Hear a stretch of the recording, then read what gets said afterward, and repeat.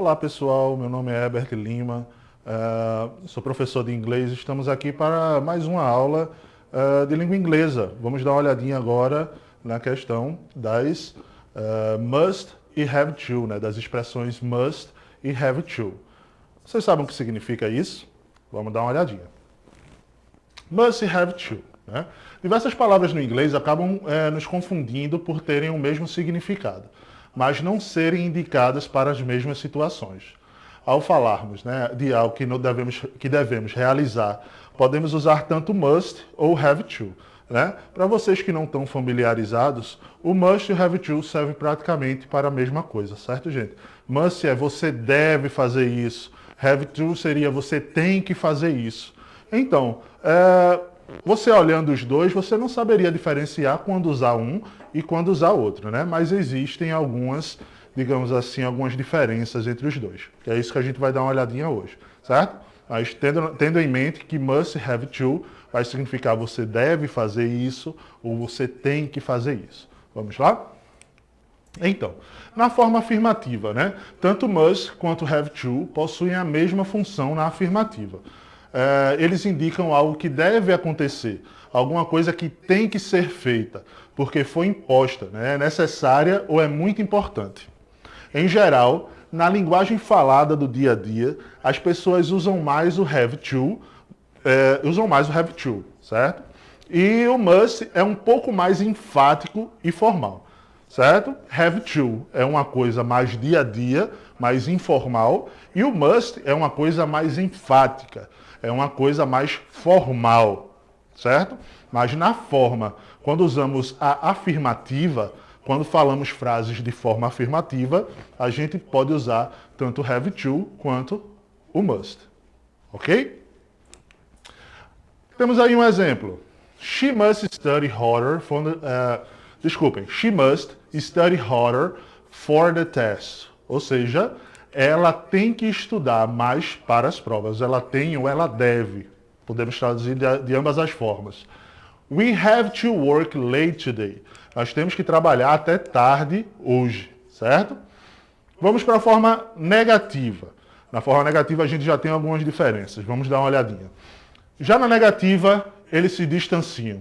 O mustn't, que é o must not, se relaciona a algo que você não deve fazer, uma proibição, enquanto don't have to deve ser usado para dizer que não há necessidade de realizar a ação. Certo, gente? Então, o must not, que vai ser não deve, né? A gente vai usar para fazer proibições. E o don't have to, que é não tem que, a gente vai usar para quando algo não tiver necessidade de acontecer. Certo? Vamos lá. O exemplo que a gente tem, you mustn't use your cell phone while driving. Ou seja, você não pode usar o celular enquanto estiver dirigindo. Tá vendo aí que é uma proibição, né, gente? É uma coisa que você não pode fazer de jeito nenhum. Já aqui embaixo, ó, you don't have to come tomorrow. Just rest. Desculpem. Você não precisa vir amanhã. Apenas descanse. Ou seja, não há a necessidade de você vir amanhã. Descanse. Certo? Então, na negativa, quando eu nego utilizando must, eu estou fazendo uma proibição. Quando eu nego utilizando don't have to, eu estou falando que não tem necessidade de fazer alguma coisa. Certo? No passado e no futuro. É isso aí que a gente vai dar uma olhadinha que às vezes confundem as pessoas. Né? Quando a frase estiver no passado ou no futuro, é mais comum usarmos o have to. Viu, gente? Então, no passado ou no futuro, a tendência é usar o have to. Temos aí, ó. She had to cancel... desculpem, gente. Desculpem mesmo. She had to cancel the appointment because of his son.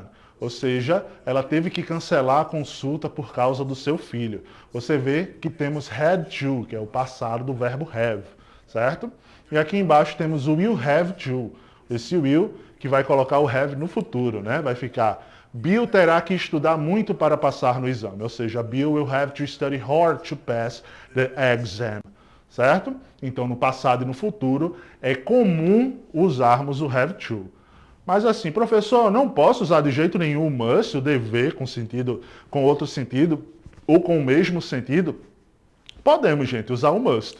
Só que o must, a gente não coloca nem o verbo no passado, nem coloca ele no futuro, né? A gente não usa o will must. Não existe isso. A gente vai ter que utilizar o must com o verbo no presente, certo? Então vamos dar uma olhadinha nos exemplos, certo? Nesse caso aí, ó, I must be at the airport at 7 tomorrow. I have a flight at 9 o'clock. Nesse caso aí, o must, como vocês podem ver, ele está escrito da mesma forma que se usaria no presente, certo? Não tem nenhuma modificação que coloque ele no passado e não tem nenhum will antes que coloque ele no futuro. Então, eu posso escrever uma frase no futuro com must, mas só que mantendo ele da mesma forma, certo? Então, aí, I must be at the airport at 7 tomorrow. I have a flight at 9 o'clock. Eu tenho que estar no aeroporto às 7 amanhã, tenho um voo às 9 horas, certo? Como você viu, tanto must quanto have to podem ser úteis na hora de se falar sobre deveres e necessidades. Existe também uma expressão bastante popular que é o must have. Isso é uma curiosidade que eu coloquei aqui para vocês, que é importante saber, é uma palavra bem usual, certo? Quando você fala must have, é alguma coisa que você tem que saber. Isso é muito comum você encontrar no YouTube. Coloca lá, must have.